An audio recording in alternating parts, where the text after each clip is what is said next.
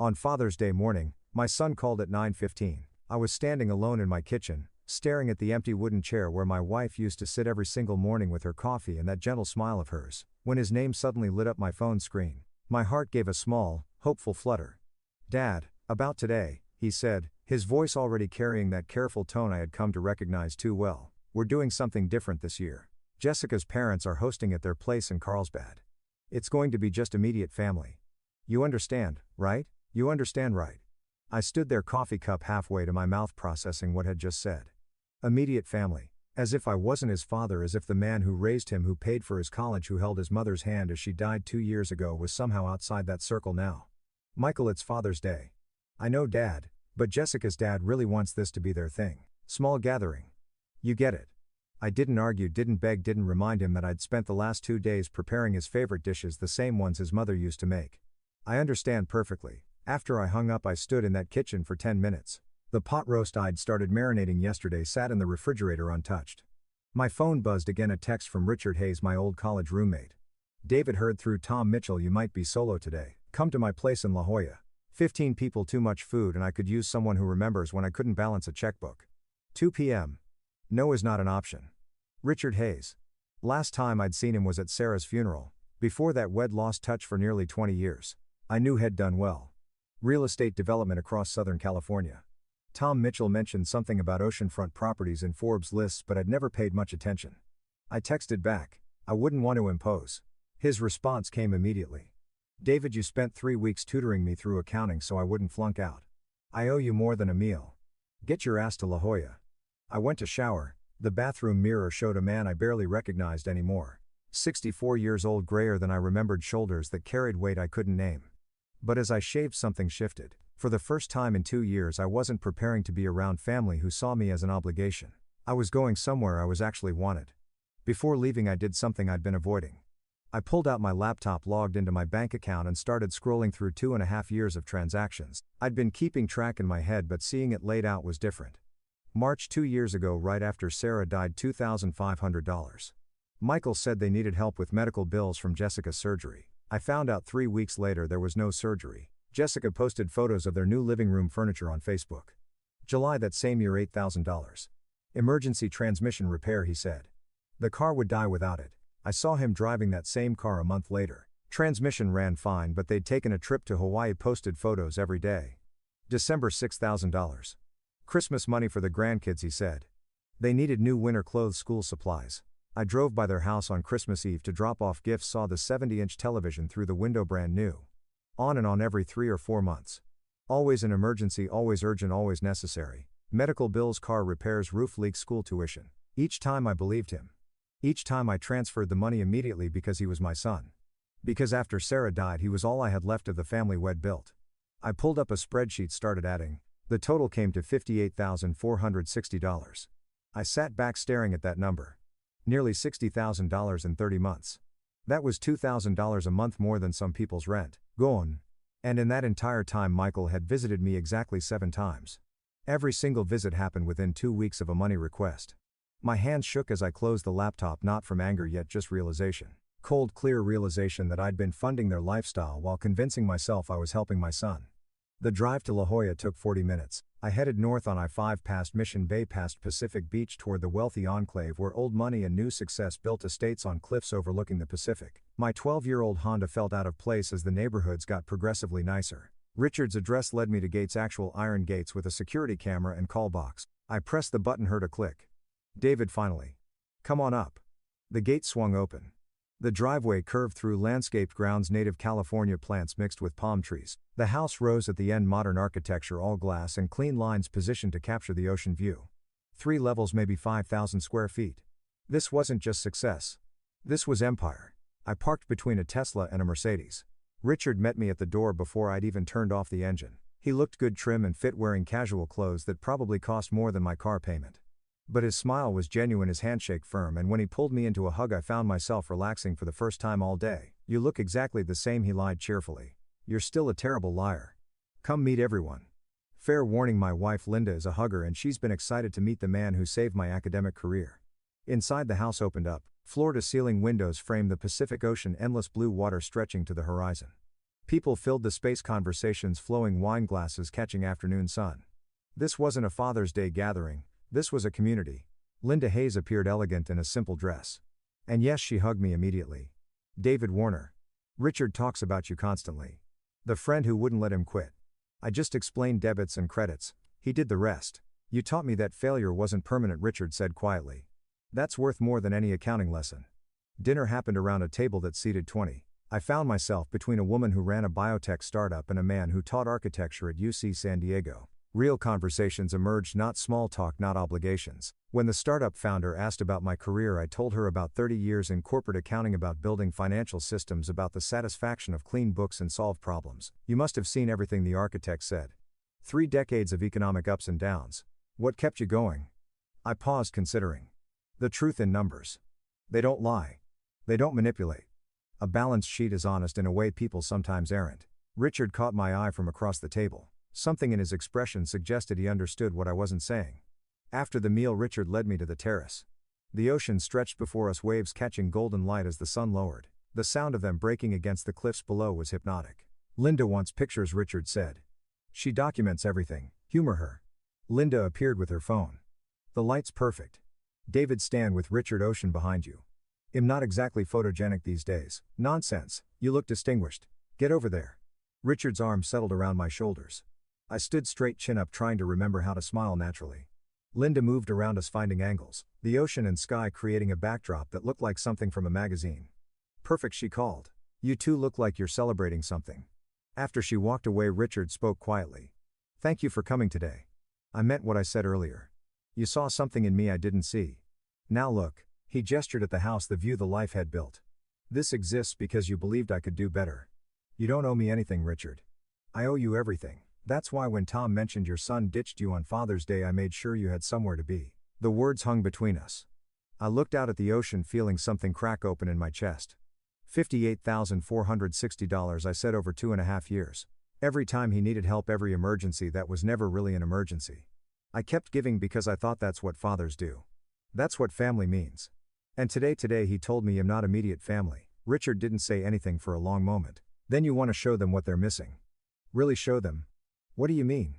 Post a picture. Let them see you here with me living well. Sometimes the best response to disrespect is living so well they can't ignore it. By 9 p.m. that evening I was home.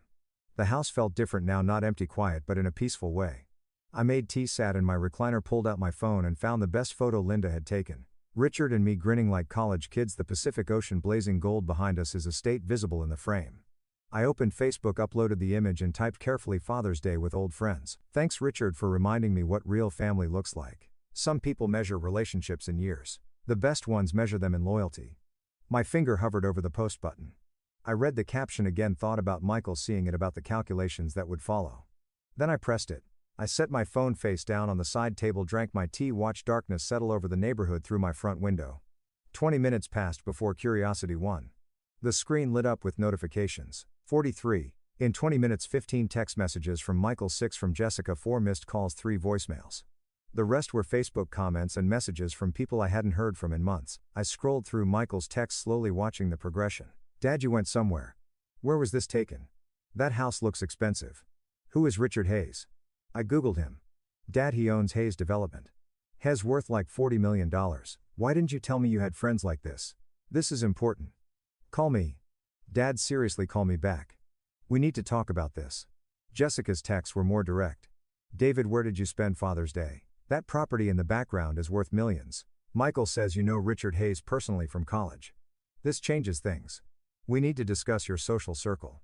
These connections affect the whole family. I turned off my phone completely, went to bed, slept better than I had in months. The next morning I turned my phone back on. 57 new notifications. I made coffee first, ate breakfast slowly, then started reading. Michael had called 9 more times overnight. The voicemails were increasingly anxious.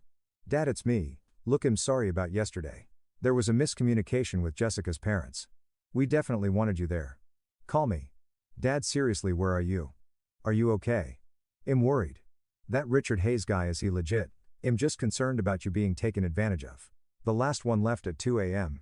Dad, we need to talk about estate planning. If you have connections like Richard Hayes, there are things we should discuss as a family. My phone rang. Michael. I let it ring 4 times before answering. Finally, Dad, where have you been? I've been trying to reach you since yesterday. I can see that. 57 messages.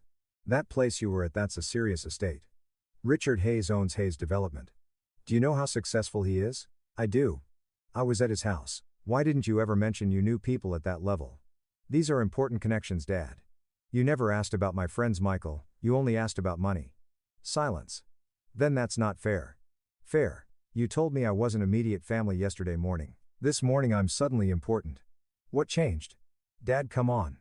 Don't be like this. Like what? Honest. Jessica and I care about you. We're family, we should know about your social circle, especially when it includes people of significance. Significance. Financial significance. The word hung in the air like smoke. I need to go, Michael. Wait. When can we get together? Coffee. Lunch. We should catch up, properly talk about things. What things? Your retirement planning, your estate. Making sure everything's organized for the future for everyone's benefit. He'll let you know. I ended the call before he could respond. The pattern continued. Tuesday 8 calls, Wednesday 12. Thursday morning Jessica's car appeared in my driveway. I watched from the window as she knocked, waited, knocked again. I didn't answer. She left after 15 minutes, frustration visible in every movement.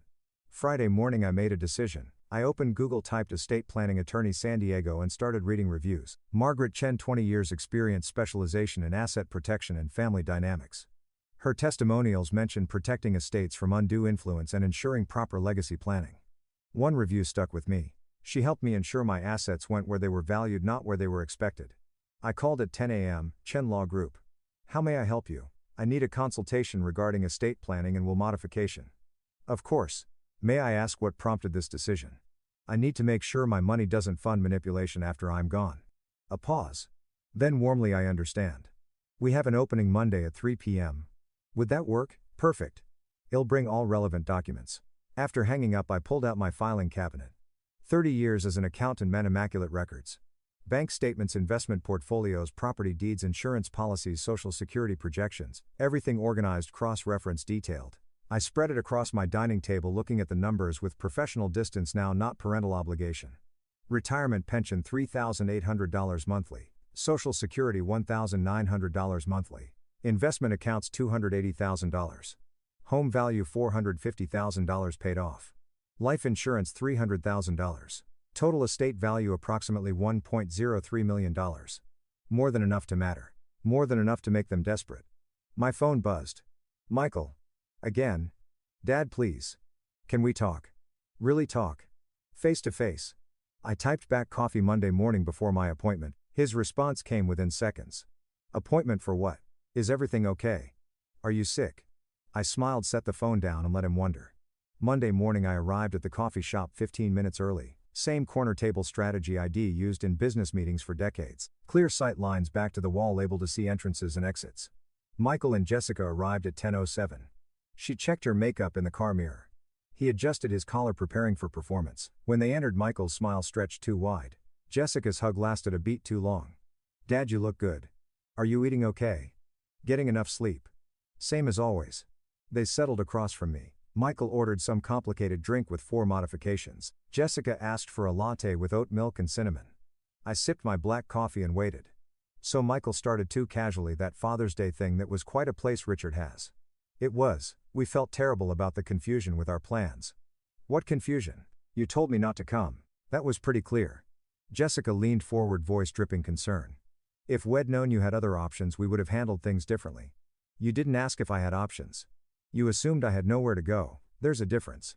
Michael shifted tactics. This Richard Hayes, you've known him a long time. Since college. 1979. And he went into real estate development. Jessica's tone suggested this was fascinating, not transparent fishing. Started small. 1 property in Oceanside after he retired from corporate work. Built from there. Now he has developments across Southern California. That's incredible. Michael's eyes sharpened. You must be proud of your friend. I am.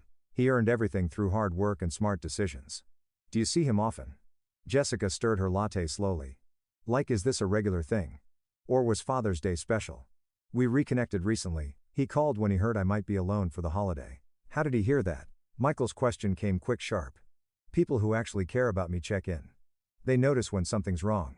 Silence dropped between us. Dad, that's not fair. Michael's voice carried that wounded tone he'd perfected as a teenager. Fair? You want to talk about fair? I leaned forward slightly. I've given you $58,460 over the last 2.5 years. Every emergency that wasn't an emergency. Every crisis that was actually a vacation or furniture upgrade. Did you think I wouldn't notice? Jessica's face flushed. Michael's jaw tightened. We needed help. That's what family does. They help each other. Help implies temporary support during genuine hardship. What you've been doing is called exploitation. That's harsh, Dad. Is it? Because Richard values me for who I am, not what I can give him. We spent 6 hours together on Father's Day. Not once did he ask for money. Not once did he calculate my net worth. Can you say the same? Michael stood abruptly. You're being unreasonable. We're your family. Then act like it. I remained seated, voice level. Stop measuring our relationship in dollar signs. Fine. Don't expect us to keep bringing the grandkids around if you're going to be difficult. Something settled in my chest, final clear. I'll see them when they're old enough to understand manipulation and choose for themselves. Until then, they're better off not learning your values. I stood, placed exact change on the table for my coffee. Not a penny more.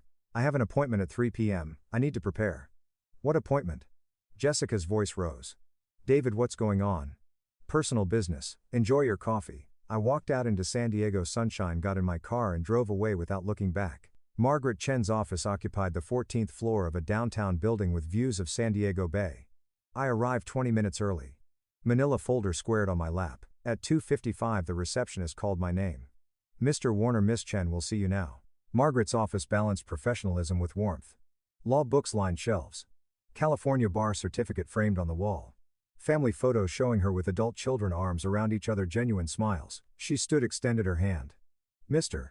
Warner, thank you for coming. Your initial call mentioned estate planning prompted by family dynamics. Tell me more. I set the folder on her desk. I need to ensure my assets support causes and people who actually value what I've built. Not fun manipulation. Walk me through what's happened. I opened the folder. Bank statements highlighted in yellow. Text message screenshots. Social media posts. Organized chronologically. Cross-referenced by date and amount. 30 years of accounting discipline applied to family exploitation. Over 2.5 years I've given my son $58,460. Each time he claimed an emergency, each time the money went somewhere else. Margaret pulled the documents closer. Began reviewing. Her pen moved across pages. Occasionally pausing. These text messages show his requests. Did you verify the stated purposes? At first, yes. Has my son. I trusted him, then I started noticing patterns. Medical emergency became new furniture. Transmission repair became Hawaii vacation. Every request followed by weeks of silence until the next crisis. She looked up from a Facebook screenshot. And this shows a Las Vegas trip 2 weeks after requesting $6,000 for emergency dental work. He said his daughter needed braces. The orthodontist later told me they'd never heard of her. Margaret's expression remained neutral, but I saw something shift in her eyes. Recognition. She'd seen this before. Walk me through the most recent incident. I explained Father's Day. The rejection call. Richard's invitation. The photo posted. Michael and Jessica's sudden renewed interest in our relationship. And now they're asking about estate planning. They haven't asked directly yet, but Jessica mentioned connections affecting the whole family. Michael talked about making sure everything's organized for everyone's benefit. The subtext is clear. Margaret set down her pen. California law gives you full discretion over your estate. You can structure this several ways. Complete disinheritance is possible, but no. Has still my son. I won't cut him off entirely. Then we limit access. A testamentary trust. He receives benefits only after your death with controlled distribution. No lump sum that disappears in 6 months. What about the majority of the estate? That's where charitable designations become powerful. You can allocate 70 to 75% to causes that matter to you. It's tax deductible, meaningful, and sends a clear message about your values. I thought about this. Veterans Foundation. My father served in Korea. And arts education programs. My wife loved art museums. Excellent choices.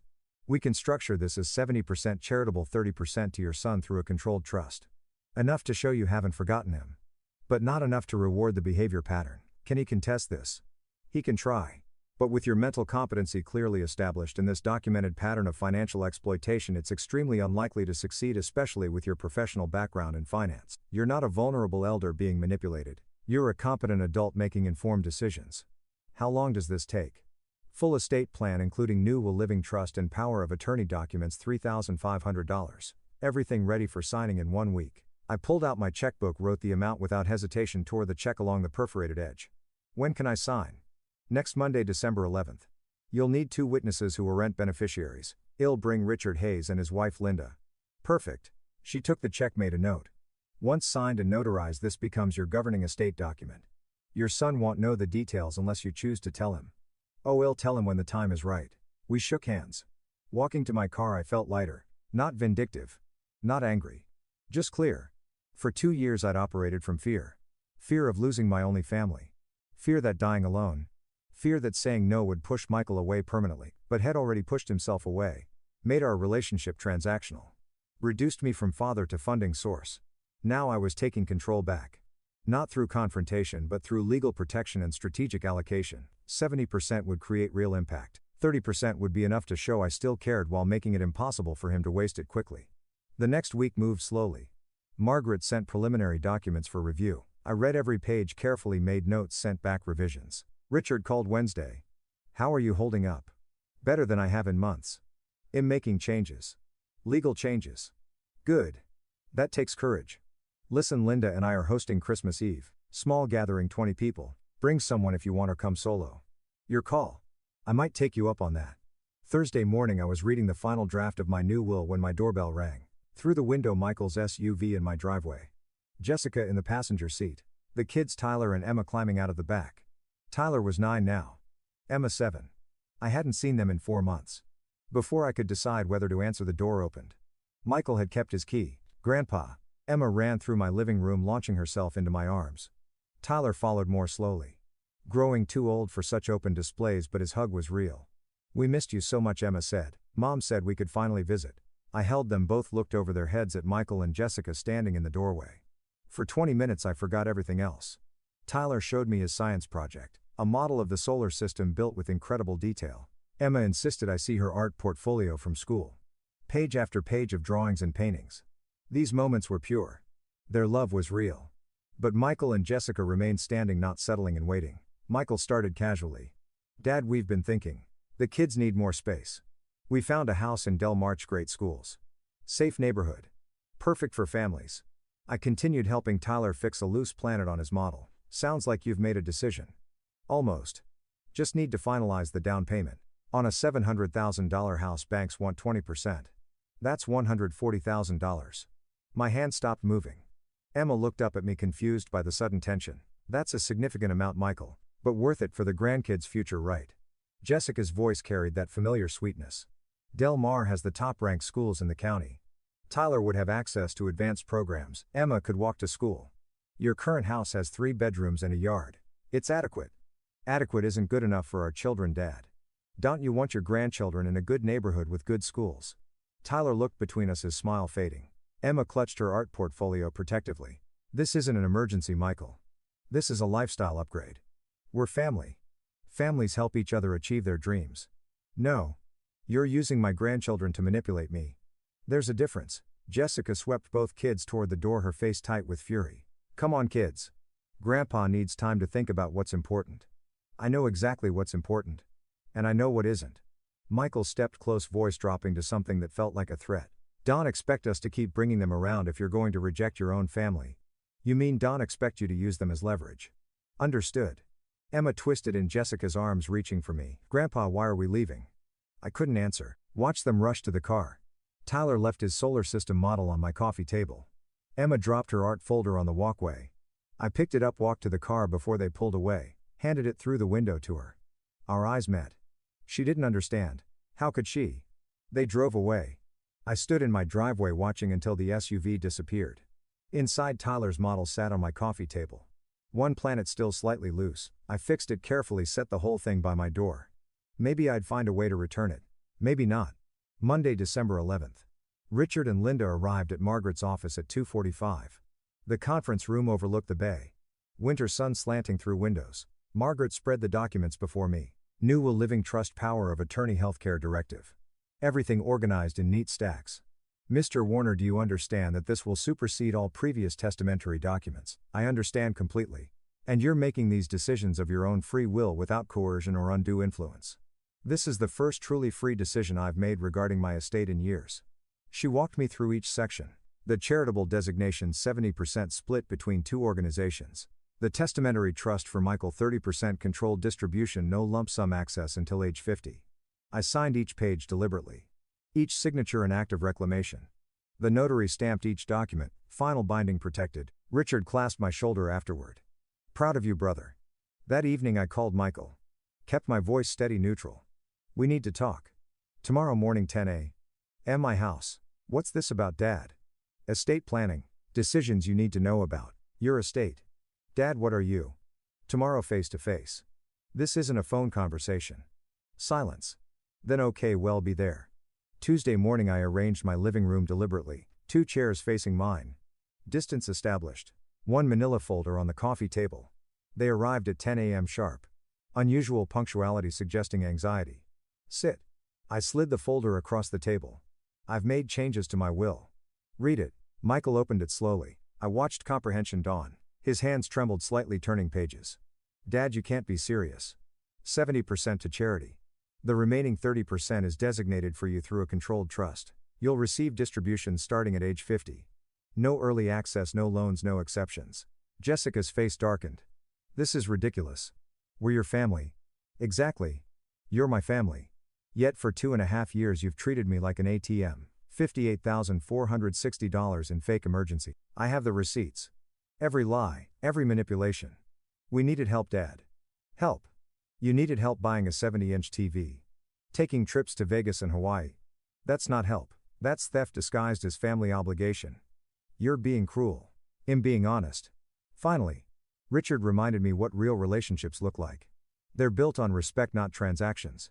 Michael stood abruptly. Your rich friend has been filling your head with ideas. Richard values me for who I am. Can you say the same? Silence. Heavy damning. Fine. Michael's voice turned cold. Don't expect to see your grandkids again ever. You'll see them when they're old enough to understand manipulation and choose for themselves. Until then, they're safer not learning your values. You'll regret this. The only thing I regret is not doing it sooner. Live your lives. Build your marriage on something other than my wallet. Or don't, that's your choice. They left the folder on my coffee table, too angry to take it.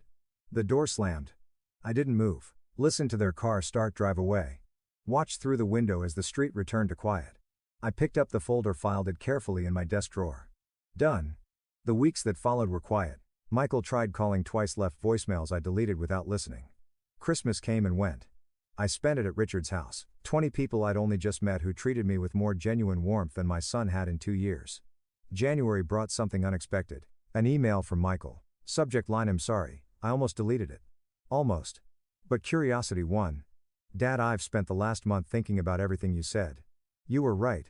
I let Jessica convince me that you owed us. That family meant automatic access to your money. I forgot you were my father, not my funding source. I'm sorry. No conditions. Just sorry. If you're willing, I'd like to try rebuilding our relationship without money between us. I understand if you're not ready. I'll wait. Your son, Michael. I read it 3 times. Then picked up my phone. Dad, you got my email. I did. I didn't know if you'd respond. I almost didn't, but you took responsibility. That's new. I've had time to think, time to realize what I was doing. What we were doing. I'm willing to try rebuilding, but on new terms. Respect, not obligation. Relationship, not transaction. Yes. Whatever it takes. I want my father back. Not your money, my father. Then let's start there. Small steps. Coffee next week. I'd like that. Thank you for giving me another chance. After we hung up, I sat with his email for a long moment. Hope and caution balanced carefully. He'd have to prove the change was real. But I was willing to let him try. February brought something else entirely. Richard called on a Tuesday. David, you remember I mentioned volunteering. San Diego Museum of Art needs help with their Veterans Appreciation Program. Docent work, event planning. Interested? I don't know anything about art. Neither did I. They'll train you. Plus it's good people, meaningful work. The following Monday I walked into the San Diego Museum of Art's volunteer orientation. 12 people ranging in age from 25 to 70. The coordinator, a woman named Catherine Miller, greeted each of us individually. When she got to me, her handshake was firm. Her smile genuine. Welcome. What brings you to museum volunteering? A friend suggested I need more purpose in my retirement. Smart friend. We need people who can connect with veterans. Build bridges between art and military experience. Think you can do that? I can try. My father served in Korea. Perfect.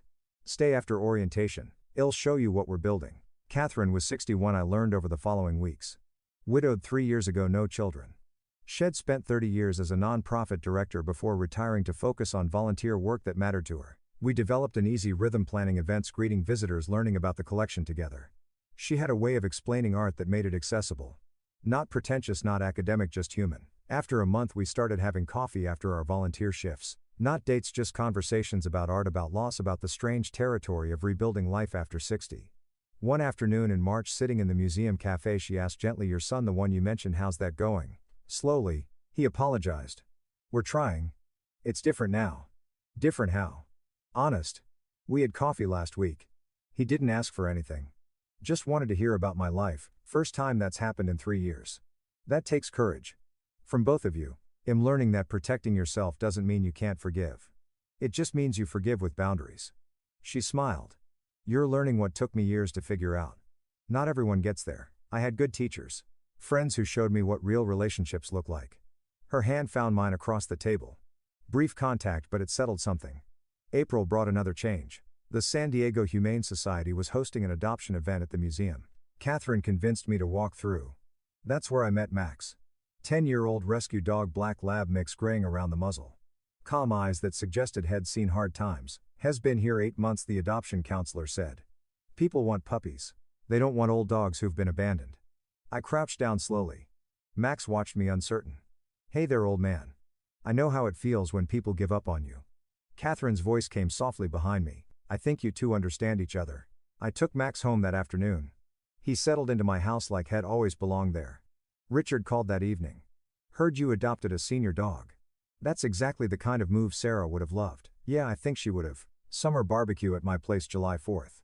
Big gathering. Bring Catherine. Linda wants to meet her." "How did you know about Catherine?" "David, you've mentioned her 17 times in the last month. I'm observant." July 4th arrived warm and clear. I drove to La Jolla with Catherine beside me, Max in the back seat. She'd been nervous about meeting Richard and Linda worried about wealthy people judging her nonprofit background. But Linda hugged her immediately. Richard treated her like old friends. By the time dinner ended, Catherine was laughing at Richard's college stories, contributing her own, fitting naturally into the group. Later, standing on the terrace watching fireworks over the ocean, Catherine's shoulder touched mine. Max lay at our feet, content. "I spent 2 years thinking my life was over after John died," she said quietly. "That I'd just exist until I didn't. But this," she gestured at the gathering, "the friends, the moment, this is living again. I know exactly what you mean. For what it's worth, I'm glad Michael excluded you on Father's Day. If he hadn't, you wouldn't have reconnected with Richard. And if you hadn't reconnected with Richard, you wouldn't have started volunteering. And if you hadn't started volunteering, you wouldn't have met me." I looked at her silver hair catching firework light, warm eyes meeting mine without calculation or agenda. Sometimes the worst moments lead to the best changes. Sometimes they do. August brought a letter. Physical mail, Michael's handwriting on the envelope. I opened it at my kitchen table, coffee growing cold beside me. "Dad, I know I don't deserve another chance after another chance, but Tyler starts 4th grade next month. Emma's in 2nd. They ask about you constantly. Not because we told them to, because they miss their grandpa. If you're willing, we'd like to come by, bring the kids. No agenda, no request, just family time. Your choice." "Michael," I called Catherine. "Michael wants to bring the kids by. I don't know if I'm ready." "What does your gut say?" "That I've been building walls.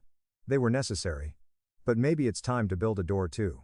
Then build the door but keep the walls, let people earn their way in." The following Saturday, Michael's car pulled into my driveway at 2 p.m. Tyler and Emma burst out running to my front door. I opened it before they could knock. "Grandpa." Emma crashed into my legs. Tyler, too dignified now for such displays, still hugged me tight. "Is this Max?" Emma's eyes widened at the dog. "Mom said you adopted a dog." For 3 hours we played in the backyard. I showed Tyler how to throw a baseball properly. Emma drew pictures of Max page after page. Michael and Jessica stayed mostly quiet, letting the kids lead. Before they left, Michael pulled me aside. "Thank you for giving us another chance. This is the first of many small steps. We'll see how it goes. I know I have to earn your trust back. I'm willing to do the work, good, because that's what it'll take." That evening after they'd gone, I sat on my back porch with Catherine. Max lay between us, head on my foot. The San Diego sunset painted the sky orange and purple. "You did good today," Catherine said. "I let them in, but on my terms. That's growth. That's wisdom. I spent months thinking I was getting revenge, planning how to show them what they'd lost. But revenge isn't what this was about. What was it about? Remembering my worth. Remembering that love without respect isn't love. It's obligation. And I don't do obligation anymore. She squeezed my hand. Real family doesn't have a price tag. No, it doesn't. The right people show up with attention, not requests, with presence, not calculations. Darkness settled over the neighborhood. City lights appeared one by one. Mac's breathing was steady content. Catherine's shoulder touched mine. This wasn't the ending I'd imagined when Michael excluded me from Father's Day, but it was better than anything I could have planned. Not revenge, not triumph, just peace. And the knowledge that I'd finally learned the difference between being used and being valued. The right people pay with attention, and I'd found my people at last. If you enjoyed this story, please like this video, subscribe to Feathered Vengeance, and share your thoughts in the comments. Have you experienced something similar? How did you handle it? I'd love to hear your story. Thanks for watching, and remember, the craziest stories are still ahead. Subscribe so you don't miss the next one.